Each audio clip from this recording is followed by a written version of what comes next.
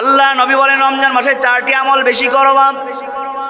1 number হলো লা ইলাহা ইল্লাল্লাহ, বেশি বেশি বলবা লা ইলাহা ইল্লাল্লাহ।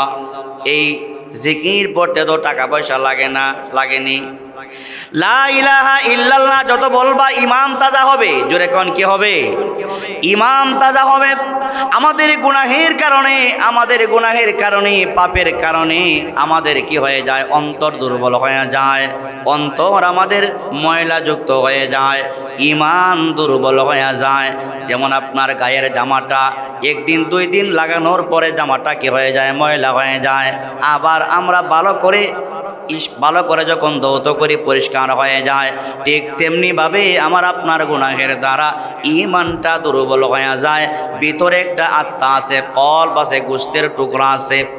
আলা ইন্না ফিল জাসাদি মুযগাতান ইযা সলুহাত সলুহাল জাসাদু কুল্লুহু ওয়া ইযা ফাসাদাত ফাসাদাল জাসাদু কুল্লুহু আলা ওয়া হিয়াল কলব। আল্লাহর হাবিব বলেন, উম্মত শোনো, প্রতিটা বনি আদমের ভিতরে একটা গোশতের টুকরা আছে। ওই গোশতের টুকরাটা ততক্ষণ পর্যন্ত পাক থাকবে, পবিত্র থাকবে, ভালো থাকবে যতক্ষণ পর্যন্ত বান্দা কোনো গুনাহের কাজে লিপ্ত হয় না। নবী আমার বলেন, উম্মত শোনো, একজন ঈমানদার যখন একটা গুনাহের কাজে লিপ্ত হয়ে যায়, ওই গুনাহের দ্বারা বান্দার কলবের মধ্যে একটা কালো দাগ পড়ে যায়। নাউজুবিল্লাহ। একটা গুনার দ্বারা কলবে কালো একটা দাগ পড়ে যায়।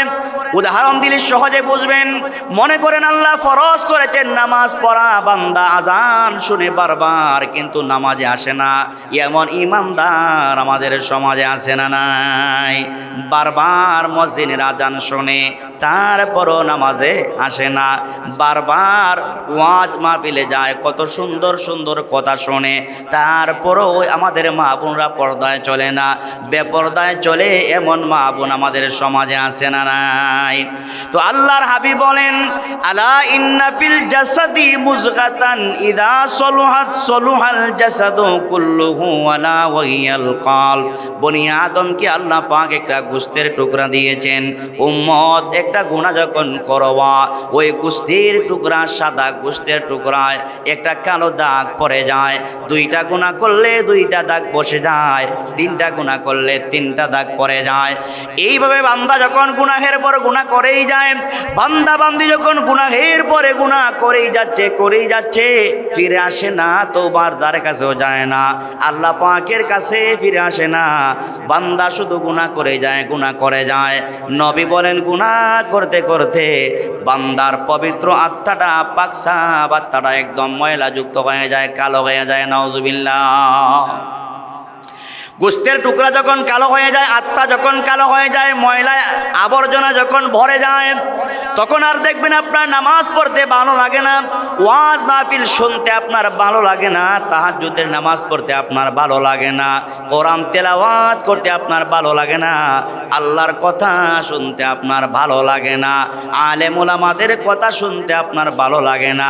দেখবেন যখন আপনার মন নামাজ পড়তে চায় না, যখন দেখবেন আপনার মন কোরআন পড়তে চায় না, ভালো কথা শুনতে চায় না, ভালো কথা আপনার মন বলতে দেয় না, আপনি বুঝে নিতে হবে আপনার কল্পটা ভালো নয়, পরিষ্কার নয়, এটা গুনাহে ভরপুর হয়ে গেছে। জুড়ে কণ্ঠে কিনা? যখন আমরা দেখব যে আমার অন্তর, আমার মন আমাকে ভালো কাজে নিতে চায় না, বারবার আমাকে বাধা প্রদান করে, না নামাজে যাওয়া যাবে না, আপনাকে রোজা রাখতে আপনাকে বাধা দেয়, ভালো কাজ করতে আপনাকে উৎসাহিত করে না, মন চায় না, বুঝতে হবে আমার অন্তর, আমার যে কলব আছে এটা ময়লায় ভরপুর হয়ে গেছে।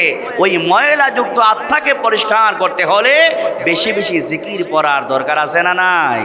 জোরে বলেন, বেশি বেশি দরকার আছে না নাই? সাইয়েদনা হযরতে আবু হুরায়রা রাদিয়াল্লাহু আনহু থেকে বর্ণিত, আন আবি হুরায়রা রাদিয়াল্লাহু আনহু قال قال رسول الله صلى الله عليه وسلم জাদ্দিদু ঈমানাকুম। আল্লাহর হাবিব সাহাবায়ে কেরামদেরকে বলেন, সাহাবীরা শোনো, তোমরা তোমাদের ঈমানকে নবায়ন করো, তোমরা তোমাদের ঈমানকে তাজা করো, তাজা। সাহাবীরা বললেন, কিলা ইয়া রাসূলুল্লাহ, ওয়া কাইফা নুজাদ্দিদু ঈমানানা। সাহাবায়ে কেরাম প্রশ্ন করলেন, ইয়া রাসূলুল্লাহ, ইয়া হাবিবাল্লাহ, ওগো আল্লাহর নবী, আপনি যে বললেন আমরা আমাদের ঈমানকে নবায়ন করব, ঈমানকে আমরা তাজা করব, বাতায়া দিন আমরা আমাদের ঈমানকে কেমনে নতুন করব। আল্লাহর হাবিব বললেন, সাহাবীরা তোমরা বেশি বেশি পড়ো লা ইলাহা ইল্লাল্লাহ, তোমরা বেশি বেশি পড়ো লা ইলাহা ইল্লাল্লাহ। এই জিকির যখন বেশি বেশি পড়বা, ওই জিকিরের মাধ্যমে মহান রব তোমাদের দুর্বল ঈমানটাকে সবল বানায়া দিবে। সুবহানাল্লাহ। জিকিরের মাধ্যমে দুর্বল ঈমানকে সবল করা যায়, যায় কি যায় না? দুর্বল ঈমানকে সবল করা যায়।